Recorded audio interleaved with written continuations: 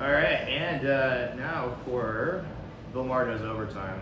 We do extra pours of what's in the box, and we're back. So I'm gonna undo my tie. I'm gonna let's get a little more risque here. So now that we have had the formal discussion. Take the pen off. So really, like, we had the opportunity to sit here and try 4 really amazing wines, but I threw out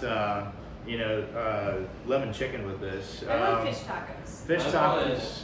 Pork tacos with pineapples. Yeah. No, otherwise known as al pastor. Oh my god. Yeah. It'd be perfect. So if you're ever in Mexico City, look for the stand that has the most people at it and get the al pastor there, no matter what time of day it is.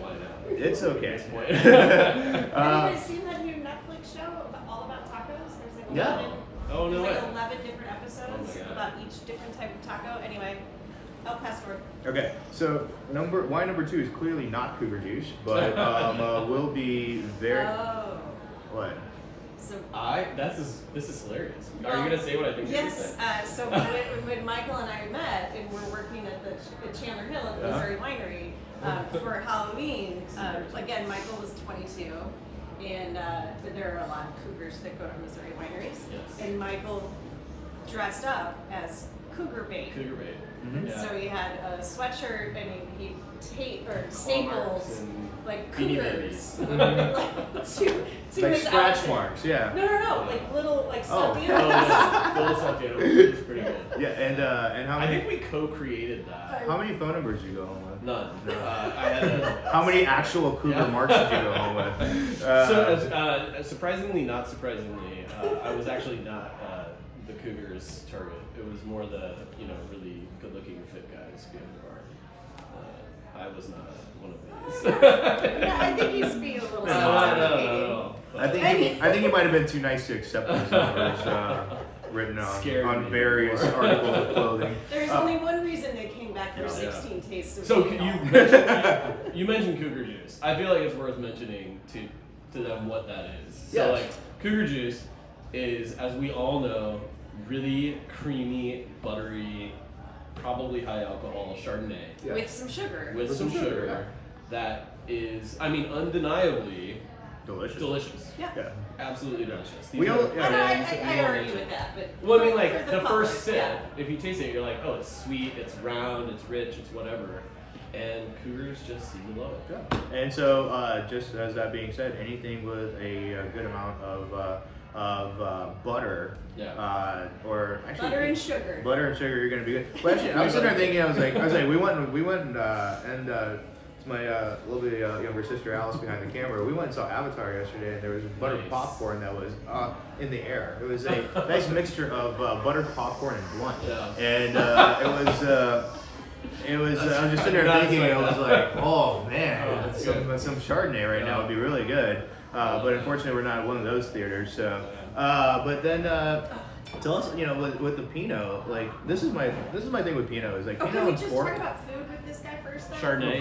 Butter popcorn is great. I mean, Michael, what's your favorite thing to eat with this at home? So we cook, or Rachel cooks a lot of adobo chicken, which is like a Filipino dish. Nice. Yeah, and it's like soy sauce, chicken thigh, and then it's over white rice. And white rice, when you eat anything with white rice, it's like really like it's a sponge. Yeah, and it just like it's sucks just up all soaking that up the like, salt saltiness. and the fat And it's just like and my the favorite sweet. thing with this because it's just Sounds like really amazing. simple, super easy. Well, So I'm coming over to dinner. Yeah. Rachel. Actually, I was gonna transition into the Pinot for that because for the same reason. Totally. Both these ones are really salty. Yeah. By the way. My dad has my dad is the cook of the family, and he does duck almost on a consistent yearly basis for Christmas. But the one complaint I've always had is that it's a bit dry. So I'm not sure what he did this year, but he absolutely fucking crushed it. And there was so much duck fat that we were able to sit there and take the duck fat and pour it all over the potatoes. And like duck fat potatoes or duck fat fries and I was this, just gonna say, like anything poutine. fried in Oh duck my fat. god, this would be so freaking delicious with it.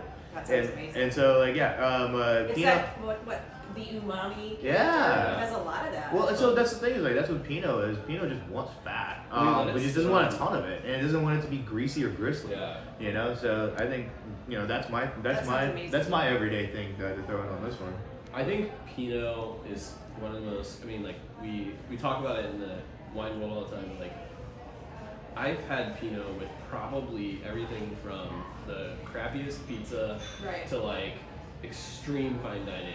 Yeah. And it's just so versatile in pairings. Yeah. I mean, it has like Yeah. acid, it has, like fruit, it's light bodied but intense with acidity. I mean, it's just like, it just can hit everything, I mean, minus maybe huge things, but. I was gonna say, Andrey, are you?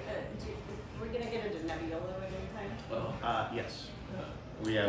It's lined up. Okay.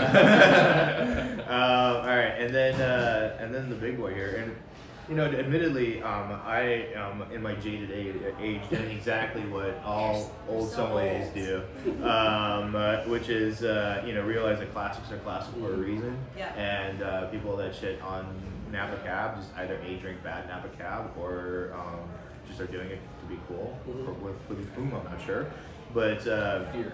yeah, this is unmistakably just fucking delicious, man. I mean, that's the point. Like, yeah. We really made this wine just to be like just total pleasure. Yeah. Like that is exactly the goal.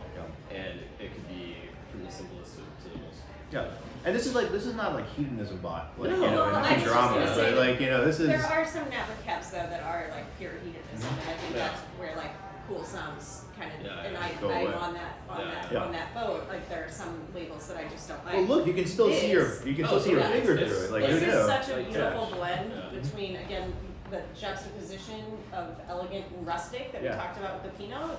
I think that's across the board here. Yeah. Awesome. Well, that has been our first Behind the edition. scenes. Oh, behind the scenes, Is there a blooper overboard, reel? whatever. Okay. We'll figure it out. I do have a hip young sommelier that is going to be managing those things, and hopefully Tyler has his work cut out for him. So, all right, everybody, we'll be back next month. Thank you very much. And if Thank you haven't you. joined Bliss Wine Concierge, please do. Tell your friends. Thank you guys.